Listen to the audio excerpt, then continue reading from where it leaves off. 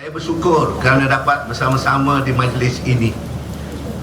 Saya lewat sebab hari ini hari jadi isteri saya. Kalau saya tak makan malam di rumah nanti dia marah.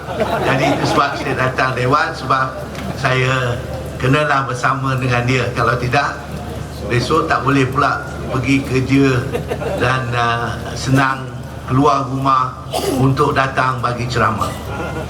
Kedua, saya berterima kasih kepada Datuk Mahfuz menerangkan pasal kamera yang dikatakan tadi, yang didirikan untuk menyekat supaya orang tidak bergerak laju dan melanggar lampu isyarat dan untuk menyelesaikan masalah kemalangan.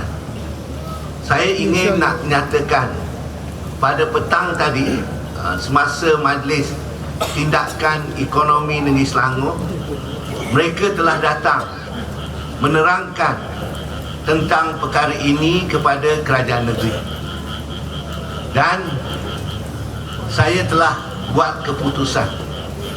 Keputusannya, sehingga kerajaan negeri Selangor setuju tentang cara pelaksanaannya, AES tidak boleh dilakukan di negeri Selangor. Jadi beberapa perkara yang nak saya nyatakan di sini. Pertama, dia telah membuat ujian di mana ada 2 batang kamera yang diletakkan di Kajang dan di Puchong, dan keputusan yang kita buat, walaupun dia ditanam ataupun didirikan di atas jalan di bawah kelolaan lebuh raya negara, maksudnya tanah tu tanah kerajaan persekutuan, tetapi pembinaannya, struktur yang dibuat itu tidak menerima kelulusan pihak berkuasa tempatan negeri. Jadi oleh sebab itu, pendirian itu tak sah. Jadi kalau saudara kena saman dekat negeri Selangor, dengan itu saudara boleh beritahu rakan PAS, boleh masuk mahkamah dan tidak menang kerajaan persekutuan. Itu sebabnya. Jadi, tapi perkara yang kedua yang saya beritahu pegawai dan pengarah dari Jabatan Pengangkutan Malaysia, iaitu cara penswastaan ini tidak menolong rakyat. Cara penswastaan ini bukanlah bertujuan untuk mengurangkan kemalangan, tetapi caranya ialah untuk mendapat bayaran dan mengkayakan orang yang mendapat konsesi pensatuan tersebut. Ini mesti kita hentikan, dan saya akan membuat beberapa cadangan. Dan antara soalan-soalan yang saya soal petang tadi, berapakah pulangan yang terendah, bukan pulangan yang tertinggi, pulangan yang terendah dijangkakan dari pendapatan oleh 2 konsesi tersebut?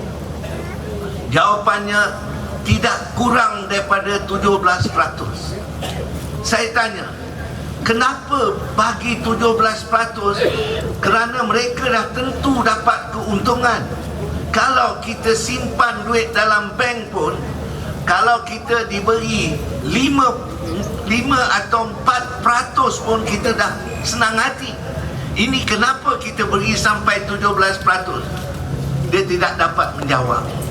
Jadi saya kata, di Selangor, kalau kita tidak bersetuju dengan cadangan-cadangan tersebut, kita tidak akan benarkan pendirian surveillance kamera itu di negeri Selangor.